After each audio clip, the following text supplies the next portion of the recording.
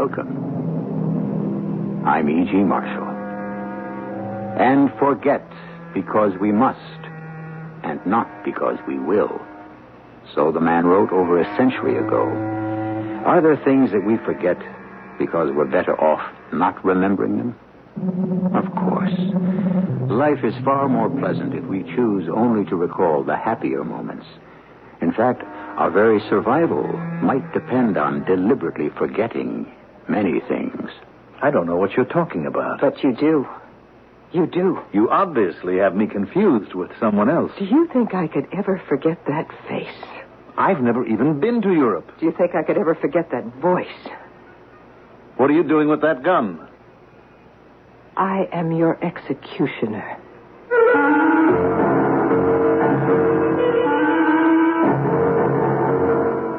Our mystery drama, The Ghosts of Yesterday, was written especially for the Mystery Theater by Victoria Dan and stars Terry Keane. It is sponsored in part by Buick Motor Division. I'll be back shortly with Act One.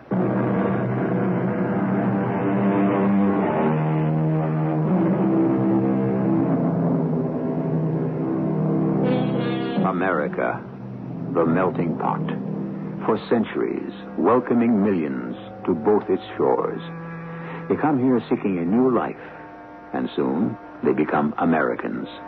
Accepted, absorbed, assimilated is the word. Part of the whole, a part of the American identity. And for those who wish to be, lost in the anonymity that a huge, free country allows. May I help you, sir? Oh, just this magazine.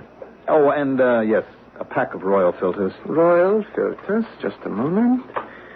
That'll be 95 cents, sir. Smallest thing I have is a 20. What? It's a little embarrassing. You don't mind, really, do you? No. Great. No. Why are you staring at me like that? Can't be. But it is you. Beg your pardon? I'd know that face anywhere. What are you talking about? Look at you. 30 years later. Older, graying, well-cut suit. You've become quite the American. I'm afraid you're confusing me with someone else. Quite the American now, but it is you. Who? I swore I'd kill you. Now, hold on. Murderer? I swore to myself I'd kill you. Now, old man, calm down. I'll kill you. Now, take it easy, will you? Kill you. No. No, my heart. Not now. Not before I... Murderer. Hey. Are you all right? Old man? What'd you say your name was again? Warren. Harry Warren, St. Louis. You say the old man just collapsed, right? That's right, Sergeant. He didn't say anything? No, it happened just as I walked in. Okay. Thanks, Mr. Warren. You mean that's it? Yeah. The doctor says the old man had a heart attack. Some nights we get half a dozen of these. You know who I feel sorry for? The wives. The poor old wives.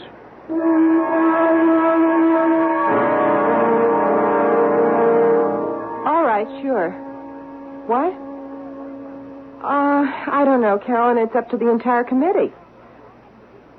Yes, I know, I agree. Look, can we discuss this later? Good. I'll see you at 1. Bye-bye. What was that all about, Marge? You know Carolyn. Meet me for lunch downtown? I already promised to be at the meeting, Steve. Marge, you spend too much time on that membership committee. You're the one who wanted me to be active in the club. I know. I'm just beginning to wonder. About what? Well, darling, don't take this the wrong way, but... Well, it seems to me the entire membership thing is getting a bit ridiculous. How can you say that? Well, take that couple. The doctor and his wife that the Petersons nominated last week. What was their name? Vanetti... Vinataro. Whatever. Why was their request for membership turned down? You know why, Steve. No, I don't. Steve, you know the club policy. I know 100% American, right? Why are you suddenly so concerned about my activities at the club? Well, it's just that in the past few months, I don't know how to put it. You've changed. What do you mean, changed? Now, forgive me for saying this, darling, but you've become a snob. Me? A snob? Okay, you can trace your ancestors back to the Mayflower, and my family goes back to the French and Indian War, and I'm proud of that fact. I know you are, too, but, well, don't you think... Steve? Yes, I know. I'm doing it again, aren't I? Mm-hmm. Fighting everybody else's battles but my own. Do you think I'm really a snob? Well, if you are, then you're the most beautiful one I know. That's no answer. I'm going to miss my train.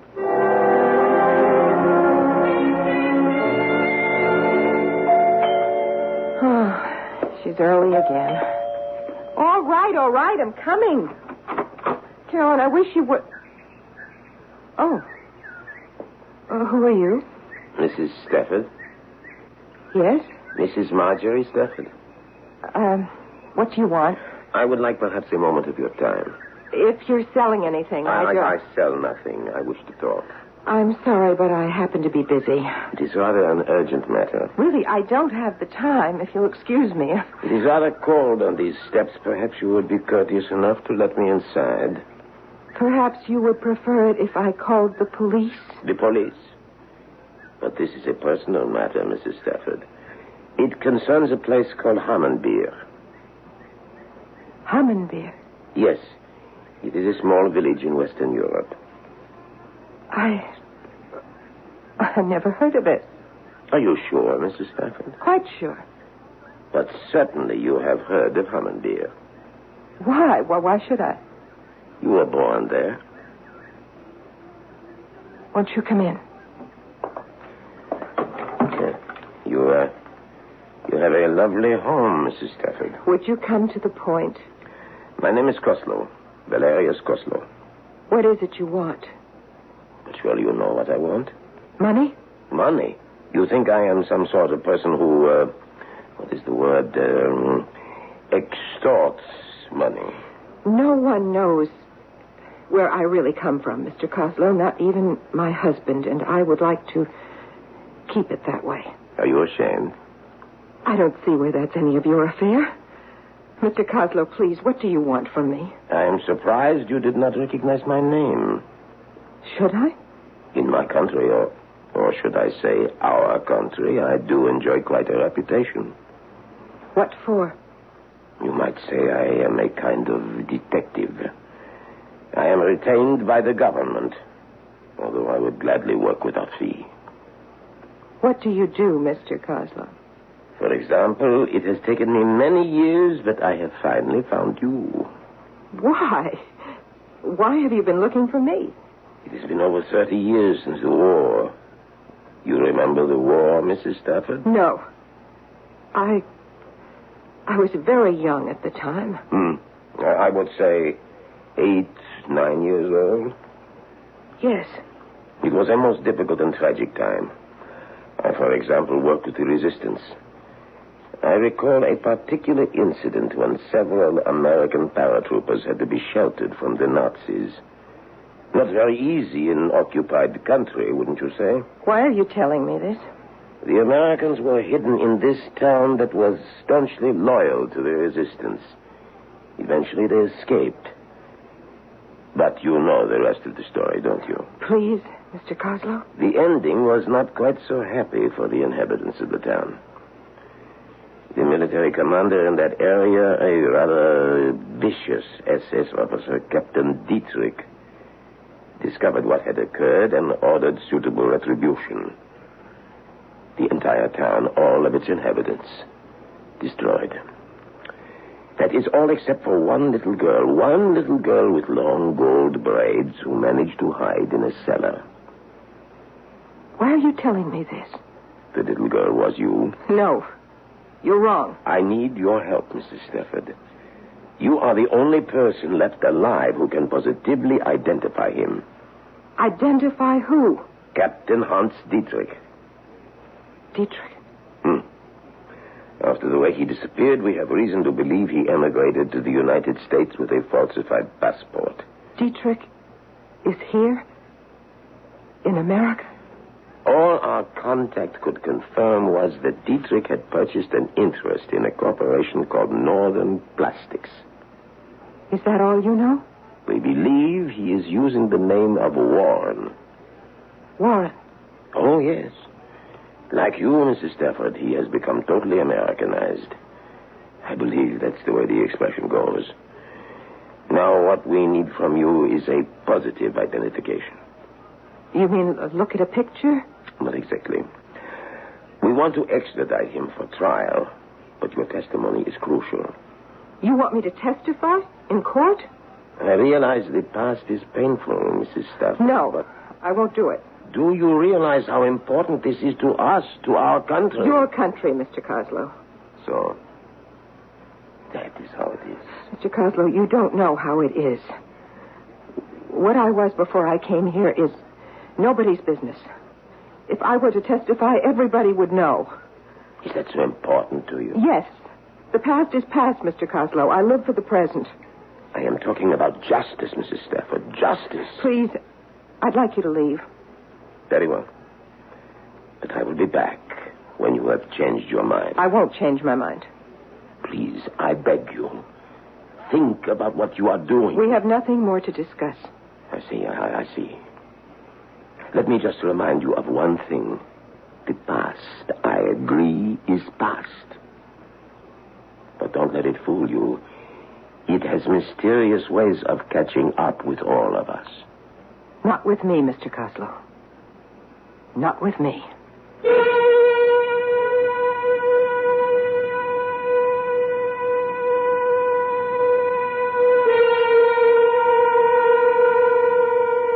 Forgive and forget.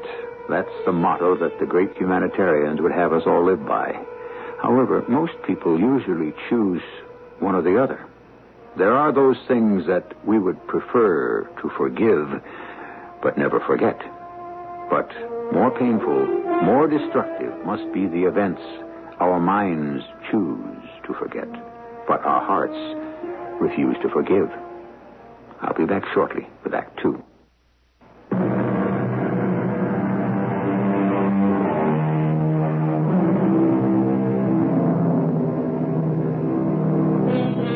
Look at her, you wouldn't think that Marjorie Stafford was anything other than what she appeared to be. An attractive, 40-ish Midwestern matron who can trace her antecedents back to the Plymouth Rock.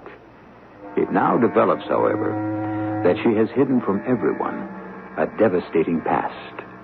The sole survivor of a wartime tragedy, she fled to America and created this fictional family tree for herself.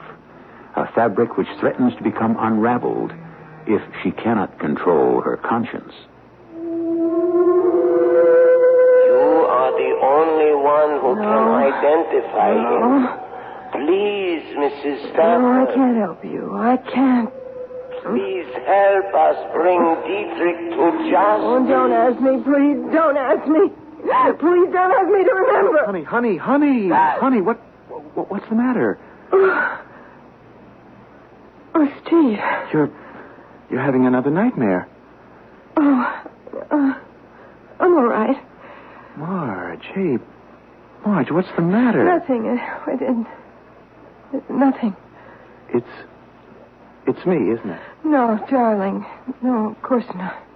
Really, I know I haven't been home as much as I should, Steve, believe me, it's not you. It's just... Just what? That horror movie I saw a few nights ago when you were out of town, I just can't get it out of my mind. Okay, Marge. Turn off the light, won't you, honey? Marge, listen, I just want you to know I'm your husband. You can talk to me if there's something bothering you. Marge, did you hear me? Marge?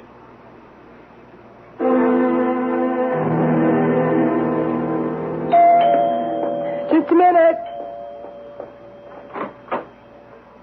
Oh. Yes, Mrs. Stafford. Please, Mr. Coslow, why have you come back? I already told you I won't be a witness for your government. I won't testify in public. You think I am hounding you, don't you? Understand me, Mr. Coslow. I appreciate what you feel, but I have a life here, a new life. I can't jeopardize it. I see. You think that to tell the truth about the past would make a lie of the present. Mr. Coslow, is that all you do with your time? Hunt down ghosts of yesterday? Someone has to remember. Why?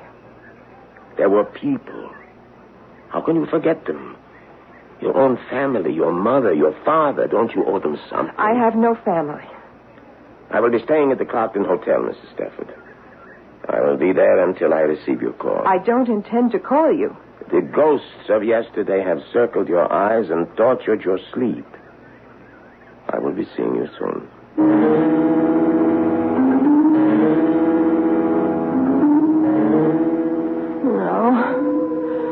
No, I have no family. But you did have a family once. No. Yes. You had a family until Hans Dietrich destroyed. No, I don't want to talk about it. You owe your family justice. Justice. Mama, I had to forget. Justice. Bring Dietrich to justice. Papa, you understand, don't you? I had to forget. No, they do not understand. You have forsaken them. I haven't. Mama, Papa, believe me. You owe them justice. Justice. Justice? No. No, don't make me remember. Don't. Marge, I want to talk to you. In a minute, honey. I don't want to burn the eggs. Look, I don't care about the eggs. I'm worried about you. It happened again last night, didn't it? What happened? You had another nightmare. Oh, Steve, are you going to start that again? Now, honey, it's nothing to be ashamed about. I think I know what you're going through. You do? It happened to me when I turned 40. It can be a very upsetting time for a person, I know. Oh, and that's what you think is... Well, am I wrong? Is it something else, Marge? No. No. You're absolutely right, darling. That's just what it is. Well, I'll tell you what we'll do. We'll go out to dinner tonight. What do you say? All right.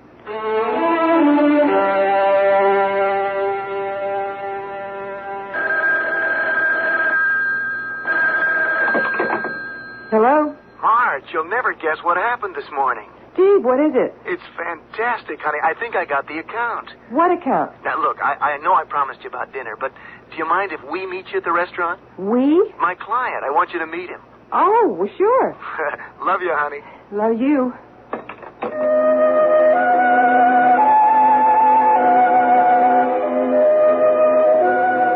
Over here, Marge. Honey, I want you to meet Harry Warren. Harry, this is my wife, Marge. Warren? Pleasure to meet you, Marge.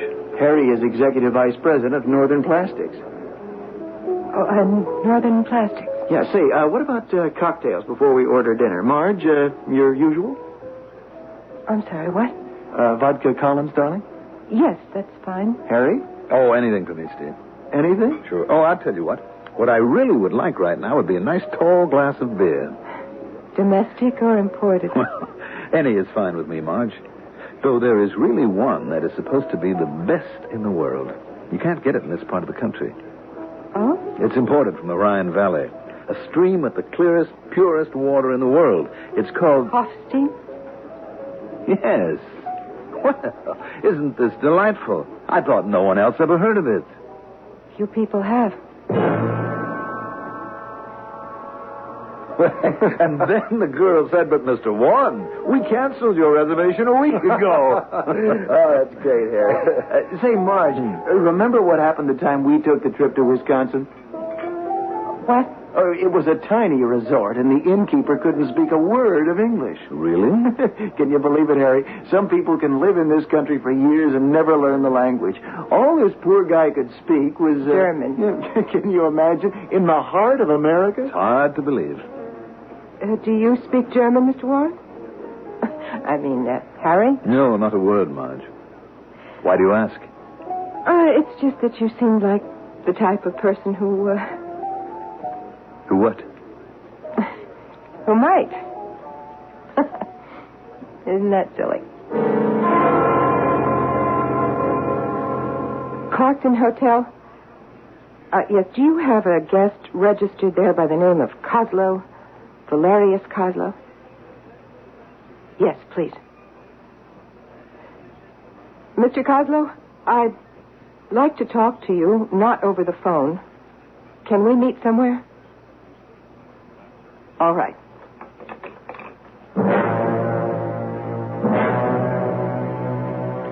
I am glad that you finally decided to see me, Mrs. Stafford. I had to speak with you. So I assumed. I met Harry Warren last night. Yes, I know. You know? But of course. Do you believe it was such an incredible coincidence, Mrs. Stafford? But how could How is not important.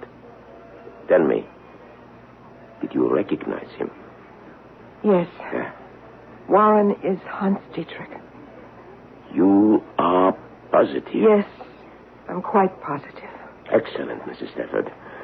I must admit to you this is a satisfaction which I seldom experience in my line of endeavor. What happens now? My government contacts your government, and we go through some brief formalities which will enable me to extradite Dietrich for trial. And what about me? Your testimony, of course, is essential to the case against him. Mr. Kozlow, I thought you understood me when I said I that assumed you had changed your mind. Without you, there is no case against Dietrich. I already told you, Mr. Kozlow, I'm perfectly willing to confirm Warren's identity in private. But I refuse to become the object of worldwide publicity. But we need you. Do you have any idea what it would do to me? To the life I have here? Why should it do anything? Because people here in this town, they care about who a person is, where they come from. Do they? Look, I really don't want to discuss it. I have identified the man for you, and that's all I'm going to do. Mrs. Stafford, that is what your mind tells you. But what does your heart tell you? Oh, why did you have to come here? Why did you have to dig this thing up again? It was dead and buried. Was it? Of course. You never thought about it until a week ago when I rang your doorbell? You expect me to believe that, Mrs. Stafford? I don't want to talk about it anymore. I've got to be going. Mrs. Stafford. Maria. What did you call me? Maria? Or have you also buried your real name? I won't do it, Mr. Kozlow. I won't go back. One way or other, you will go back. No. But you will, Maria. Don't call me that. Don't you want to see Dietrich brought to justice? Yes, but certainly he can hang without me. Hang, did you say? Well, that's still the official method of execution in your country, isn't it? We do not have a death penalty any longer, Mrs. Stafford. What? Having survived the violence and barbarism of the last war, our people realized the senselessness of killing. Dietrich was a murderer. Murder must not be permitted to perpetuate itself. To demand an eye for an eye would place us on the same level as those who would destroy us. This is unbelievable. You're asking me to bare my soul to the entire world in return for what? Justice, Mrs. Stafford. Justice? A man cold-bloodedly sends hundreds of people to their death, and where's the justice? He will spend the rest of his days in prison. Prison? I've seen the new prisons, Mr. Kozlow. A nice, comfortable bed, hot meals, the latest books to read, perhaps a tennis court, too. Please. And that's what you call justice, huh? Well, I don't want to hear any more platitudes about what great humanitarians we've all become. You listen to me. There is nothing wrong with an eye for an eye, a tooth for a tooth. It's as old as the Bible. And if it's endured for thousands of years, there's a reason for it. There are other weapons against evil besides killing. Why did you have to bring that man into my life again? Why have you resurrected an old nightmare? There is only one way to end the nightmare. You're right. But not the way you think. No, Mrs. Stafford. You must not. I must not what? I know what you are thinking. And what am I thinking? You intend to see Dietrich dead. Do I? I recognize the look in your eyes. It is a look I once had in my own. I don't know what you're talking about. You are thinking that Dietrich must be made to give an eye for an eye. And shouldn't he be? He must be killed, isn't that right? Yes. Yes. It doesn't mean anything unless he pays. Pays in the only just way. No, Mrs. Stafford. He must die. Even if... Even if what? Even if you have to kill him yourself, Mrs. Stafford? Well, what kind of an assumption is that to make? As if one could actually picture Marjorie Stafford killing anyone. Nevertheless, she has just admitted that it is a deed she would like to see done. And you know what they say, if you want something done, you're better off doing it yourself. But that is something we leave for act.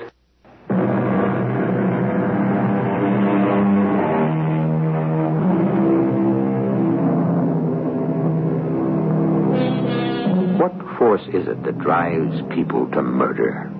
Oh, there have always been those who kill for no logical reason at all. There always will be. But what of those seemingly gentle, good-natured souls who suddenly, with calmness, with calculated coolness, perform an act of violence? It's said that all of us are capable of such an act, for we all have a certain limit to which we can be pushed. A man can only be driven so far. A woman, too, for that matter. Mr. Kozlow, that's ridiculous. Is it? I hate Dietrich. I want to see him dead.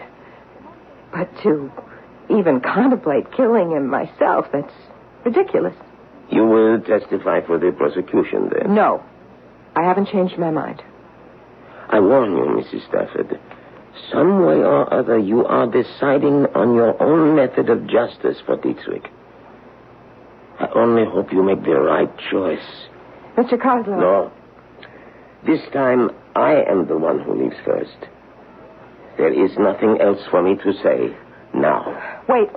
You would not listen to anything I could say right now. Please, Mr. Kozlow. Goodbye, Maria.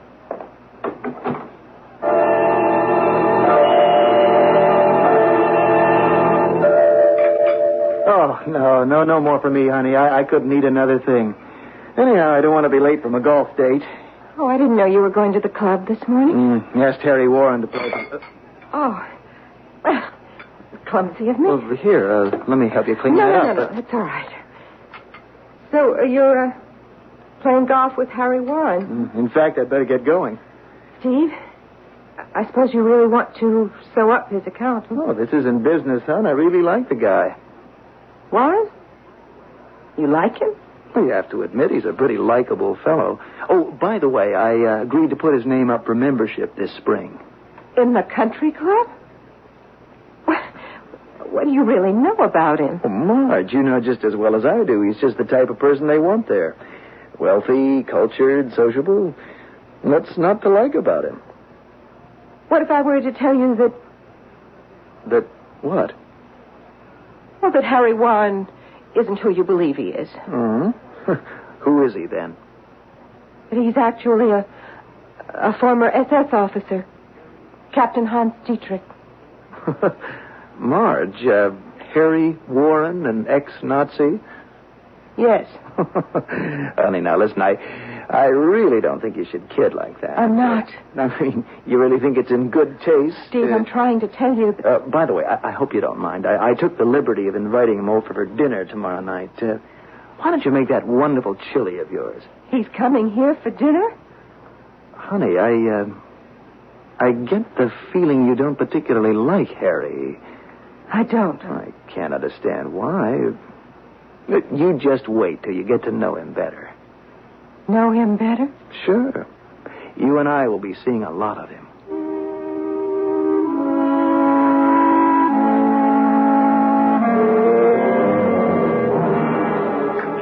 Well, Well, thank you for this dinner, Marge. It was absolutely delicious. Isn't she a great cook? You are a lucky man, Steve. Well, actually, Harry, my husband is very easy to please at the kitchen table after 4 years of Army food. Anything beats those K rations. What did you do during the war, Harry? Oh, I was in the Army. Really? Were you overseas? Honey, I'm sure Harry doesn't want to talk about the war right now, do you, Harry? Actually, I do find it a bit depressing. I guess it's because at heart I'm really a peace-loving man. Marge, you were deliberately rude at dinner. Steve, come on. You're making a mountain out of a molehill. Harry was a guest in our house. I think you could have acted a little more graciously. Name one ungracious thing I said. No, it isn't anything you said. It was just the way you...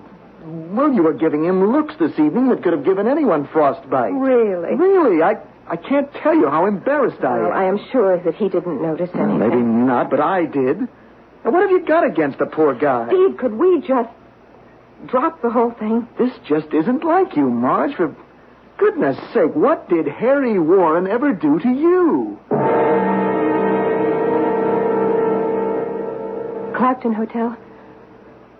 I'd like to speak with Mr. Valerius Coslow, please. Thank you. Hello? When will he be back? What? Well, he couldn't have checked out. Are you sure he... I see. All right. Honey, who is on the phone? I was just talking to Carolyn. Steve, I've been thinking, let's go away, just the two of us. Oh, sounds great. We'll do it next weekend. Why not now? This weekend. I can't, honey. I've got to be in Denver for that audit. You're flying to Denver? You just came back? Well, what can I do? My hands are tied. Spangler Continental decides that this is the time to declare bankruptcy. Steve, take me with you. Well, to Denver? What on earth for? I just don't want to be here alone. Well, but I can't take you. I wouldn't have any time to see you when I'm out. Please? Well, honey, look, I know it hasn't been easy for you with me away so much, but I promise, when I get back, I'm going to take the entire week off. We can go anywhere you like. Now, how about it? But I... Wow, would you look at the time? I'm going to miss my plane.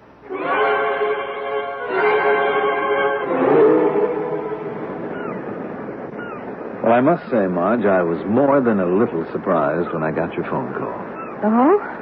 Why was that? Well, I was under the impression that you didn't particularly care for me. Well, Harry, I'm really sorry if I gave you that impression. Frankly, I'm confused. Why? Are you asking to see me with Steve out of town and all? Well, now, what's so confusing about it? You are a very attractive man, Harry.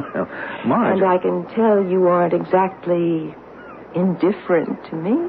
It's just that I never thought... the way you act... Harry, let me tell you something. You have no idea what it's like being married to Steve. Now, he's a sweet person, and I'm quite fond of him. But, he's never home. Are you telling me that you... But yeah, plenty of times. What am I supposed to do? Sit home and darn stockings? I don't know what to say. Now, you thought I didn't like you. Don't you see, that's the way I always have to play it when Steve's around to set him off the trap. It's just that I can't believe that... you don't look like the type of woman... Are you saying that you didn't feel it, too? Feel what?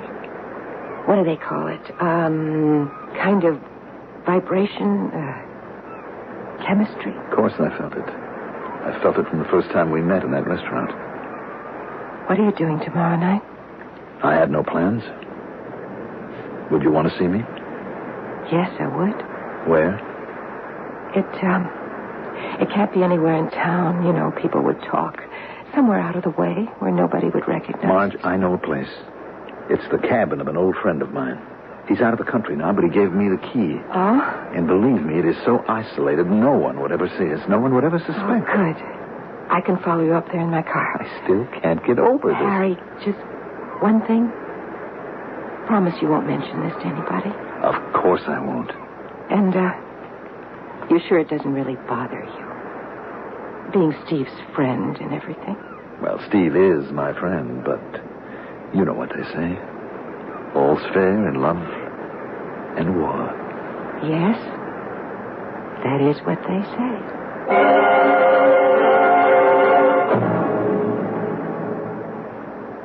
My, this is quite a little cabin in the woods. Your friend must be very well off, Very. Certainly is isolated. Your friend must like privacy. He does indeed. Oh, is that a terrace over there? Yes. Would you like to take a look at the view? Let's go out on the terrace. Wow. That's quite a drop, isn't it? 40 feet at least. Hey, I didn't realize how chilly it's gotten. Let's get back inside. No, let's stay out just a little longer. Oh, you say it's 40 feet from here to the rocks. Fall like that would kill a person, wouldn't it? Most probably. Marge, let's go inside. Not yet. Marge, what the devil? It's Steve's gun. He keeps one in the house. Why are you pointing it at me? I want you to stand near the rail. Marge, what's this all about? Do you really think I would ever be unfaithful to my husband? Marge, give me that gun. Don't come any closer, or I swear I'll use it. I don't understand. Is this some kind of joke? A joke? No, this is most certainly not a joke. Well, then... Don't move. I mean it. Marge, what's going on? What have I ever... Done? Is that what you were going to say? Harry Warren hasn't done anything.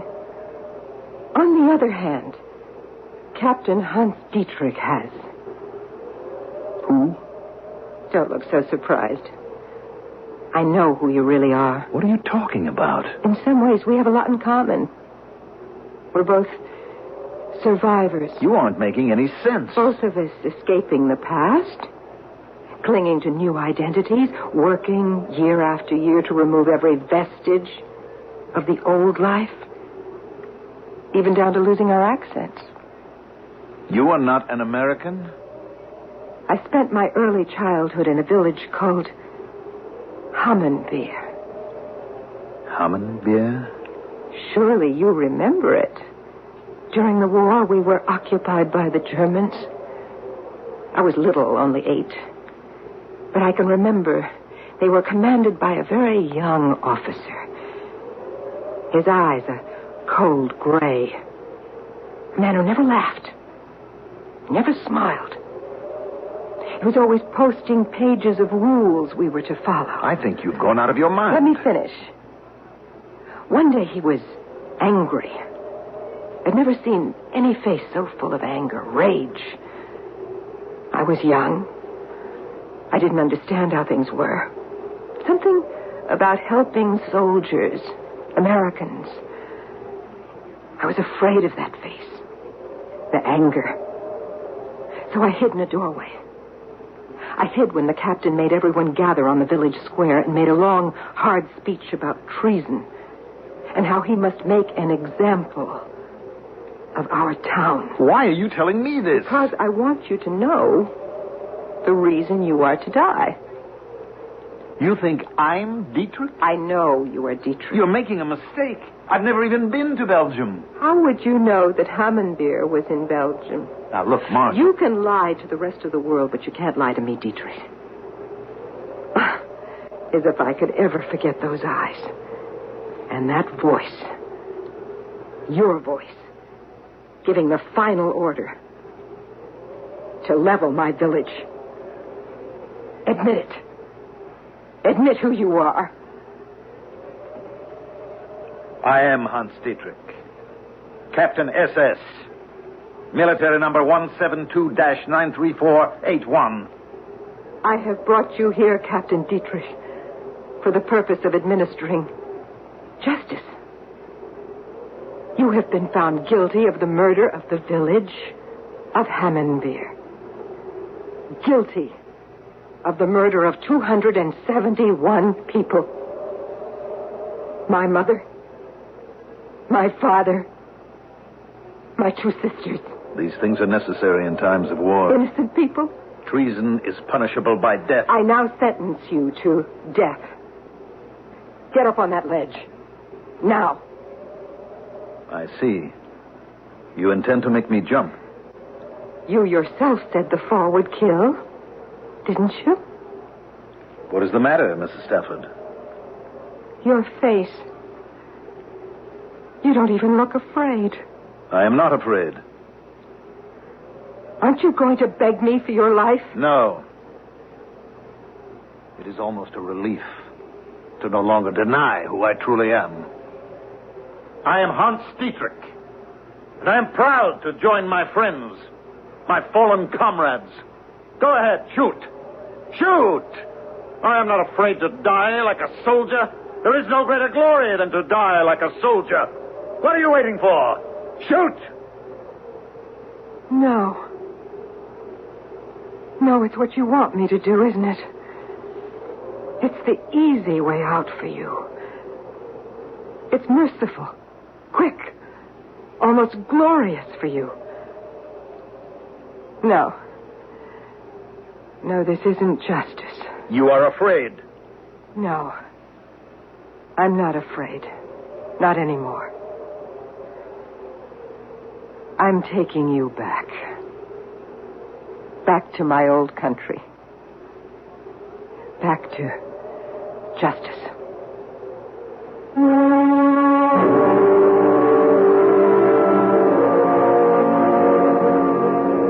And she did. Captain Hans Dietrich is spending the rest of his life in prison, thanks to the testimony of Marge Stafford. Of course, Marge and her husband found it necessary to quit the country club, but somehow they have discovered it doesn't really matter. One thing that does matter, however, is that you stay with us until I return with some final words.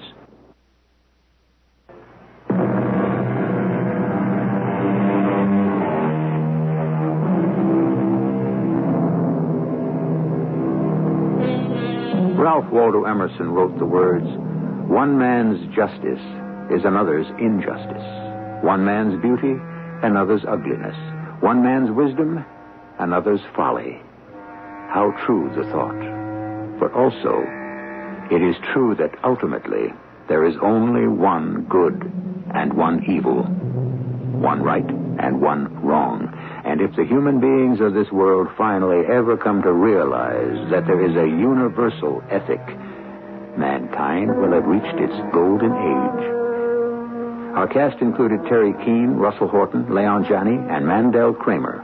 The entire production was under the direction of Hyman Brown. This is E.G. Marshall inviting you to return to our Mystery Theater for another adventure in the macabre. Until next time, pleasant dreams.